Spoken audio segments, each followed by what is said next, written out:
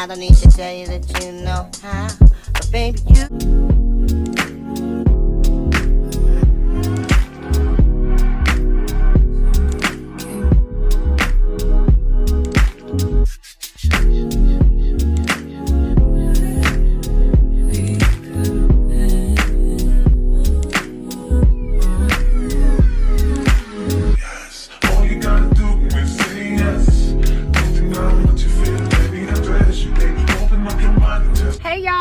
It's your girl Dana Michelle. If you're new and if you're a returning subscriber, welcome back to the channel, y'all.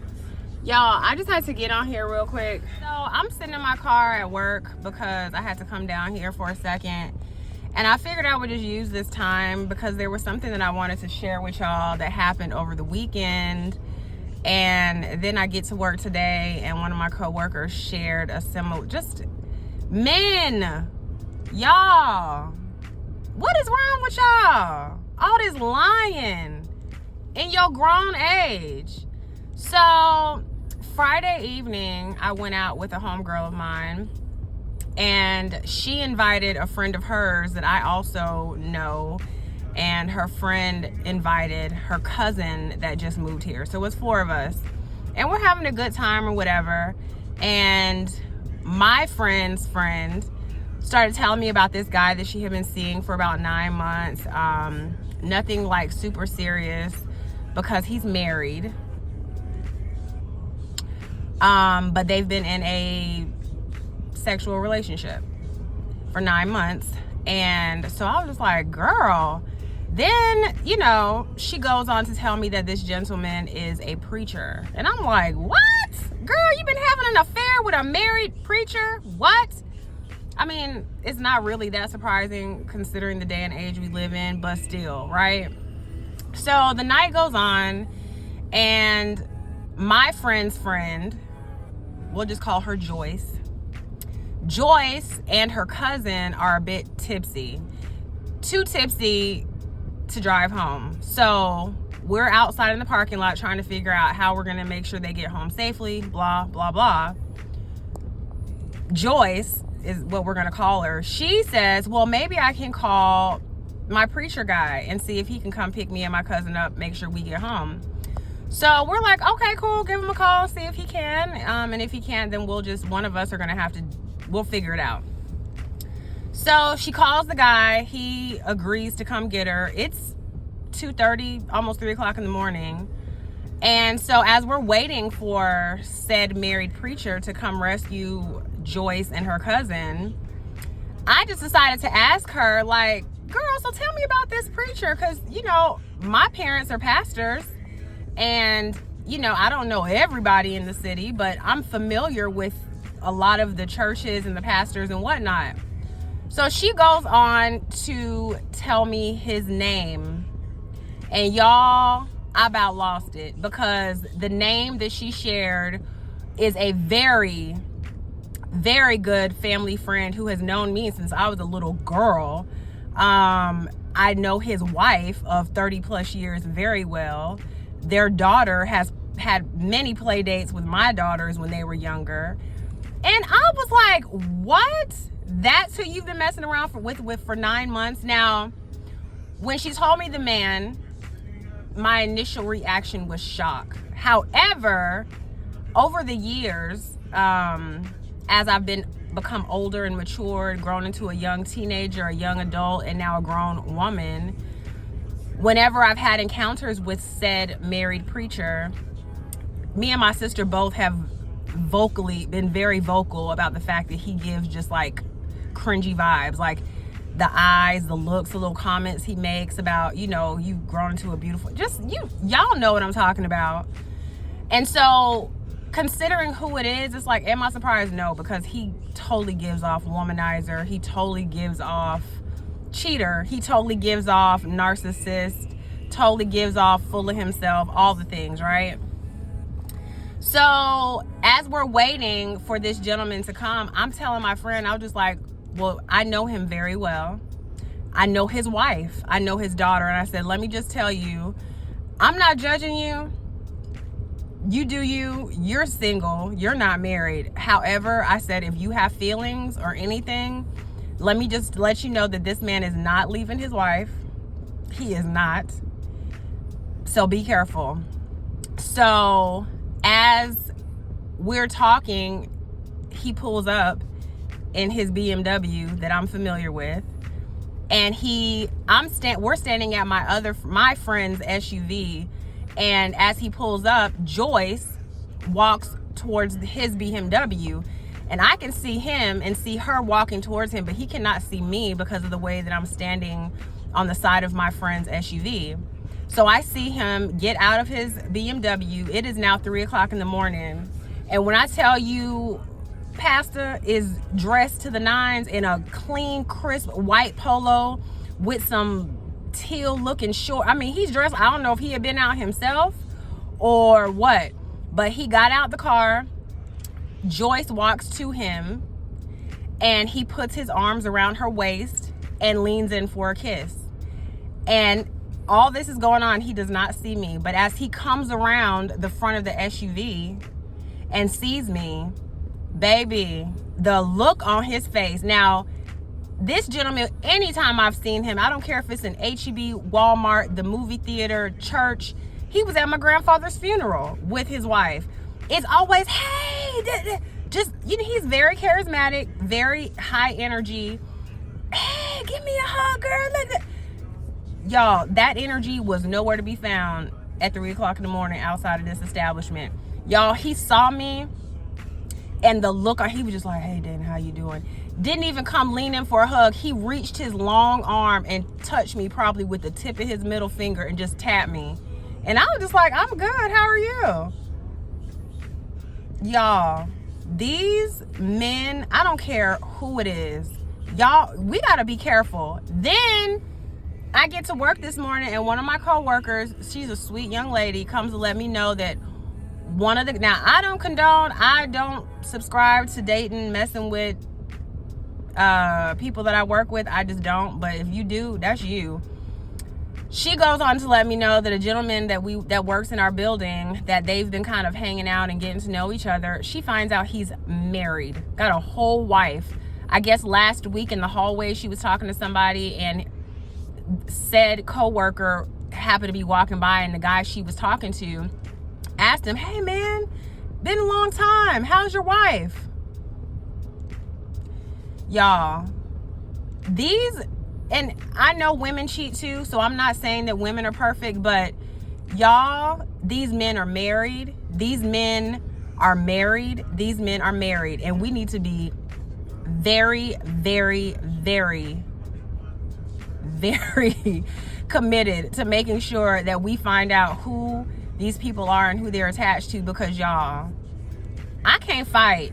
I'm not trying to fight. I don't want no man that belongs to somebody else. And the thing is, people be slick these days. And granted, some people don't care if you're married. And if that's you, cool, do you. But some of us don't want to be number 2, number 3, number 4. Some of us don't want to be a mistress. Some of us, so, and y'all, we can't depend on these men to be honest. We can't. Cause being honest don't get them what they want most of the time. So they're gonna tell you what they think you want to hear, and they're not gonna tell you what they know you don't want to hear. Cause what they don't want to hear is no. Ciao. I'm through. And then on top of that, you've got these men who on one hand act so nonchalant, don't know how to carry on a conversation, the ones that are used to women throwing themselves at them. And then on the other hand, you got the men that are calling you wifey after one date and telling you that they want to marry you and telling you all the things they're going to do for you. It's exhausting. It is so exhausting. And it's exhausting. That's all I can say. All right, y'all. I need to take my ass back upstairs. So, peace. Hey y'all, I'm back with an update, y'all, about the story that I was telling y'all in my car about the other night when I went out, and how my associate Joyce found out she's dating a married pastor that's a close family friend, right? So here's just a little update. I spoke with Joyce, and she kind of gave me a little bit of a backstory. She met the pastor at a club. They started seeing each other. A little bit into the time they had been seeing each other, Joyce was looking for a church home for her and her family, her and her kids. And in her search for a church home, she stumbled upon the Facebook page of the pastor that she met at the club. And that's how she found out he was a pastor, and also that he was married, because his wife, the first lady, is all over their Facebook page.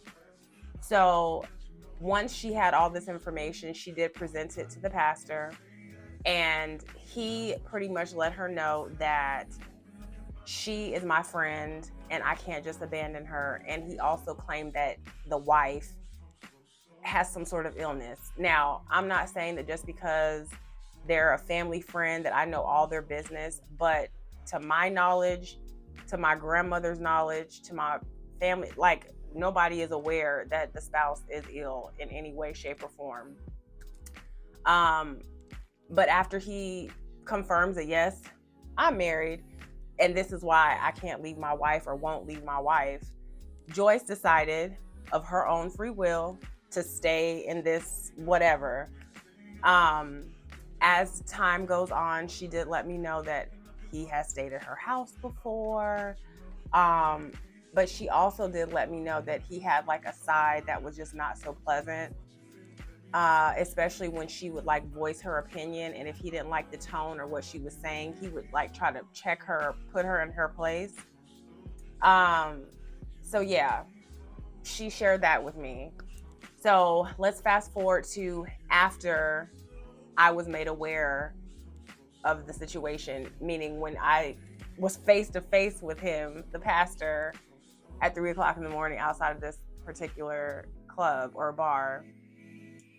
After that happened, Joyce and the pastor had some sort of communication, and in that communication, he kind of scolded her in a way, or tried to, saying, I don't know what all you told Dana and all this other stuff. Like, she didn't tell me anything, sir, except for the fact that she was dating a married pastor.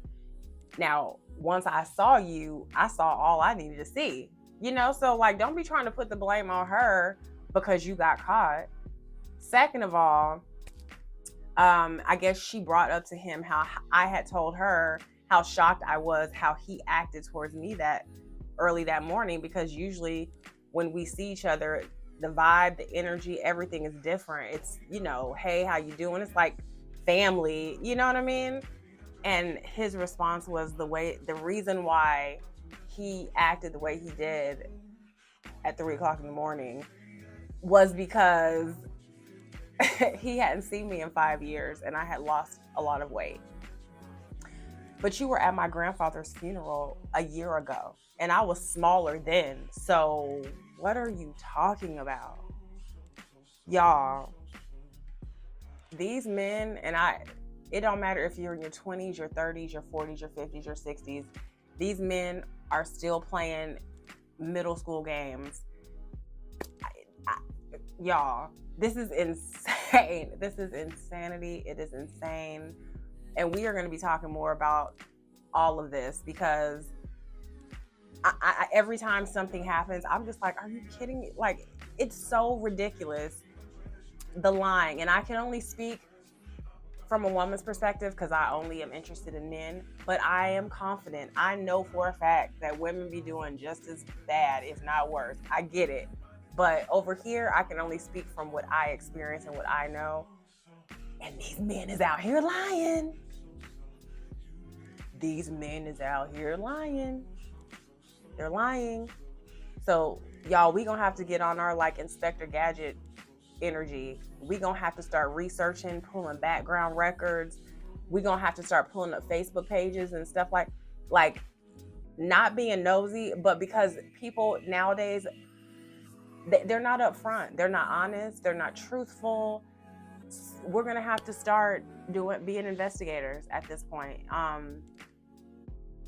which is another job, as we don't have enough going on, right? God. But anyways, y'all, I'm gonna talk to y'all later. I just wanted to get on here and give you this little update. And I'm done talking about it because I'm done talking about it. But don't do that. Don't do that. But anyways, y'all, let me know what you think in the comments. If y'all have a story, if you can relate, if y'all are sharing the feelings of disappointment in this dating world, especially being in your 40s, even if you're in your 30s, your 20s, drop down in the comments. Let me know what you guys think. Let me know what you've been through, and I will see you guys in the next vlog. I see you dancing right now. I don't need to tell you that you know how, but baby you do. Oh, I said you belong. And if you dream to be free, I can take you there, just follow me. 'Cause baby I won't